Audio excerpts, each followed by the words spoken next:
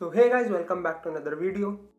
इस वीडियो में हम डिस्कस करने वाले हैं कुछ ऐसी चीज़ें जो जेईई मेंस में हमारी एफिशिएंसी कुछ हद तक बढ़ा सकती हैं, या फिर कुछ चीज़ें जो हम लोग पहले ध्यान नहीं देते हैं बट हाँ बाद में जाके पता चलता है कि हाँ ये चीज़ें भी इंपॉर्टेंट थी। अब क्या वो चीज़ें हैं, दो ऐसी चीज़ें मैंने कैटेगराइज कर रखी हैं और इस वीडियो में वो डिस्कस करते हैं। चलो इसके बाद वीडियो शुरू करते हैं। अब जो यार एक क्वेश्चन है जो मैक्सिमम स्टूडेंट्स के दिमाग में इस समय आता है कि रिवीजन करें या कोई जो नई चीज़ें रह गई हैं वो पढ़ें। तो इसमें बड़ा एक सिंपल सिनेरियो है कि अगर मैक्सिमम सिलेबस कवर हो चुका है हमारा, तो इस समय रिवीजन की तरफ देखना चाहिए, क्योंकि एक महीने का समय बचा है। तो उसमें अब कई सारी चीज़ें ऐसी हैं कि हम लोग नई चीज़ें पढ़ रहे हैं तो पुरानी चीज़ें हमें याद नहीं है, तो हमें रिवाइज करना उतना ही इंपॉर्टेंट हो जाता है जितना कि सिलेबस कवर करना।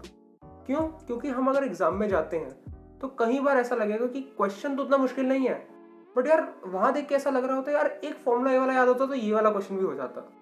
तो उस फॉर्मूले को ध्यान रखने के लिए, उस कॉन्सेप्ट को ध्यान रखने के लिए रिवीजन बहुत इंपॉर्टेंट चीज हो जाती है। जिन्होंने इस साल बोर्ड्स देने हैं तो वी कैन एक्सपेक्ट कि हाँ उन्होंने बोर्ड्स के लिए तो 12th तो काफी ढंग से करी ही होगी, और थोड़ी सी जो 11th है अगर उसको भी हम अब साथ साथ रिवाइज करना अभी से शुरू कर दें तो हाँ अच्छा रिजल्ट, एक अच्छी रैंक या अच्छी परसेंटाइल हम अचीव कर सकते हैं।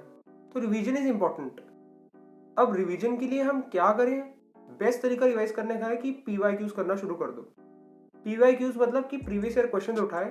उससे दो फायदे हैं कि हमें एक तो पैटर्न ही पता चलता रहेगा कि जो हमने चीज़ें पढ़ी हैं बुक में वो कैसे अप्लाई करनी है और कैसे उन चीज़ों तक पहुंचना है। दूसरा क्या होगा, क्वेश्चन देखोगे नहीं भी हो रहा उसका सॉल्यूशन देख लो, तो उससे क्या होगा कि तुम्हारे जो फॉर्मूला उस क्वेश्चन में लगा है, जो कॉन्सेप्ट लगा है वो रिवाइज हो जाएगा। तो पैटर्न और रिवीजन दोनों एक साथ हो रहा है। अब कई लोग क्या कर रहे होते हैं कि रिवीजन के नाम पर कोई किसी को बोला रिवाइज करना है तो वही एनसीईआरटी खोल लेंगे, पहली लाइन से पढ़ना शुरू कर देंगे। अब वो समय नहीं रह गया ना, वो चीज़ करनी चाहिए। उससे कुछ फायदा नहीं होगा, दोबारा थ्योरी पढ़ रहे हैं, उसके उस चीज़ की एप्लीकेशन नहीं आ पाएगी। तो पीवाईक्यूज करना, प्रीवियस ईयर्स करना, एमसीक्यूज निकालना, उससे कॉन्फिडेंस ही बढ़ेगा, पैटर्न ही समझ में आएगा और रिवीजन भी हो जाएगी। तो तीन काम एक साथ हो रहे हैं, तो इस टाइम पे रिवीजन का वो एक सबसे बढ़िया तरीका है। एक और चीज कर सकते हैं कि जैसे हमने कोई चैप्टर पढ़ रहे हैं और हम उसके पीवाईक्यूज भी कर रहे हैं, या उसके जो सेक्शन वाइज, जैसे अगर कोई हमारा वर्क एनर्जी चैप्टर है तो उसके हमारे जो कॉन्सेप्ट्स आ रहे हैं उसके फॉर्मूला हम एक जगह लिखते गए, क्योंकि अगर हमें दोबारा रिवाइज करना है तो हम सिर्फ उसके फॉर्मूला देख लेंगे। हम जब उसके फॉर्मूला देखेंगे और हमने एक बार वो चैप्टर ढंग से कर रखा है तो हमें ध्यान में आ जाएगा, अच्छा ये फॉर्मूला पढ़ा था, इससे कॉन्टेक्स्ट में हमने ये चीज़ पढ़ी थी, ये कॉन्सेप्ट पढ़ा था। तो उस केस में ये नहीं होगा हमें दोबारा पूरी बुक खोलनी पड़ रही है, फिर से फर्स्ट लाइन रीड करनी पड़ रही है और फिर से पूरा चैप्टर पढ़ना पड़ रहा है। तो उस केस में सिंपल फॉर्मूला देखा, हाँ हमें पूरा कॉन्सेप्ट याद आ गया। तो उस समय क्या हो रहा होगा कि अगर हमें एक चैप्टर बहुत जल्दी भी करना है, मतलब अगर हमें एक चैप्टर रिवाइज करना है, अपने हाथ से लिखी हुई जो चीज़ होगी, फॉर्मूला अपने हाथ से लिखा हुआ है, तो उसके अंदर बड़ी आसानी से बहुत जल्दी और बहुत एफिशिएंटली हमारा पूरा चैप्टर कवर हो जाएगा। दिन में शेड्यूल बना लो कि हाँ इतना टाइम मैं डिवोट करूंगा रिवीजन को और बाकी जो भी बचा हुआ टाइम होगा उसमें कुछ नया पढ़ूंगा।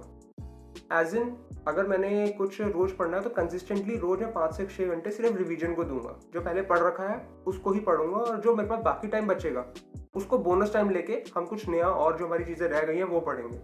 तो इससे एक तो ये होगा कि तुम्हारे जो डर होगा कि बाकी चीज़ें भूल रहे हैं, पीछे 11th याद नहीं है, या जो चीज़ें पहले पढ़ी नहीं है वो चीज़ें याद नहीं आ रही हैं, वो भी कवर होती रहेंगी और कॉन्फिडेंस भी आता रहेगा कि यार हाँ आज इतना रिवाइज कर लिया और कुछ कुछ चीज़ें हमने अपने आप से नई भी पढ़ ली हैं। तो रिवीजन का तो यही मोटिव है कि हमें मैक्सिमम चीज़ें हमने याद करी हैं वो रिटेन हो जाए, क्योंकि याद करना तो आसान है लेकिन रिटेन करना थोड़ा सा मुश्किल हो जाता है। तो अगर हम वो चीज़ें रिटेन कर पा रहे हैं तो ये बहुत अच्छी बात है, उस चीज़ से हम मैक्सिमम जो हमारी परसेंटाइल है वो भी स्कोर कर सकते हैं, अच्छी रैंक आ सकती है।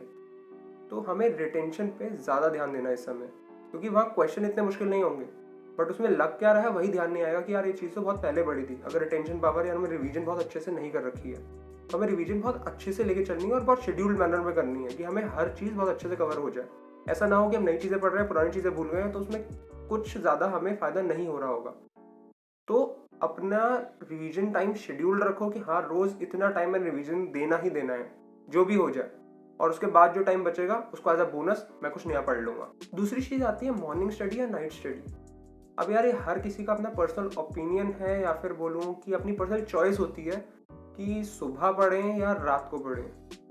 किसी को लगता है कि सुबह मेरा दिमाग फ्रेश होता है तो सुबह बहुत अच्छे से पढ़ाई होती है, किसी को लगता है यार नहीं है रात में जब सारे सो जाते हैं बहुत शांति होती है, बिल्कुल कोई इंटरप्शन नहीं होता, तो रात में बड़े आराम से पढ़ाई हो सकती है, कोई डिस्ट्रैक्शन नहीं होता। तो ये तो हर किसी का अपना है। पर अभी जब जेई मेंस को 1 महीना रह गया और एग्ज़ाम आने वाला है, तो इस समय में अपनी बायोलॉजिकल क्लॉक जो है वो सेट कर लेनी चाहिए कि हम रात को सो रहे हैं और सुबह उठ रहे हैं। क्योंकि अल्टीमेटली अभी 1 महीने के अंदर अंदर हमारा जो 1 महीने के अंदर अंदर नहीं, मतलब 1 महीने बाद हमारा जो एग्ज़ाम होगा वो सुबह ही होगा। तो हमारा दिमाग जो है उस समय खुला रहना चाहिए।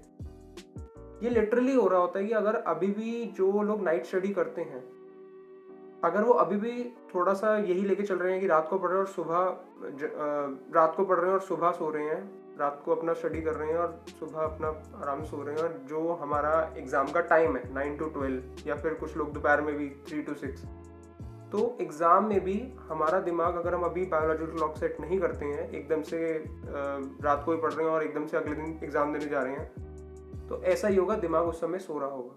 चाहे हम 1-2 दिन पहले भी आराम से रात को पूरी नींद ले लें, क्योंकि हमने अपनी बायोलॉजिकल क्लॉक वैसे सेट कर ली है कि हमारा दिमाग उस समय 9 to 12 सो रहा होता है।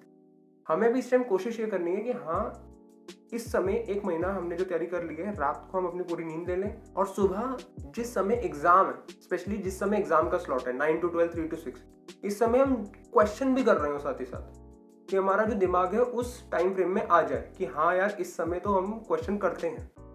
तो तुम्हें उस समय जब एग्जाम देने जाओगे तो उस समय इतना अपने दिमाग को रेजिस्ट नहीं करना पड़ेगा कि यार इस समय मुझे क्वेश्चन करने हैं। नहीं तो बायोलॉजिकल क्लॉक वैसी सेट रहेगी कि यार इस समय तो दिमाग सो रहा होता है, दिमाग उस टाइम पे रेजिस्ट करेगा कि यार रहने दे, कोई नहीं। तो उस बायोलॉजिकल क्लॉक को स्पेशली इस टाइम पे जब 9 to 12 तुम्हारा स्लॉट है या 3 to 6 जो स्लॉट है, उस टाइम पे क्वेश्चन करना शुरू करो। उस टाइम पे स्पेशली क्वेश्चन करो कि दिमाग को समझ में आ जाए कि हाँ, इस टाइम पे, आने वाले टाइम में हमें क्वेश्चन करने हैं, और इस टाइम पे जैसे तुम उस एग्जाम देने जाओगे तो आराम से तुमसे उस टाइम पे क्वेश्चन हो पा रहे होंगे। तो यार यही कुछ चीज़ें थी, मुझे लगा इस वीडियो में डिस्कस करते हैं। तो अगर वीडियो पसंद आई हो तो लाइक कर देना, शेयर कर देना और सब्सक्राइब कर देना। मिलते हैं जल्दी नेक्स्ट वीडियो में। शेयर ज़रूर कर देना कि दूसरे लोगों का भी फ़ायदा हो, दूसरे लोगों का भी भला सोचो, और मिलते हैं अगली वीडियो में।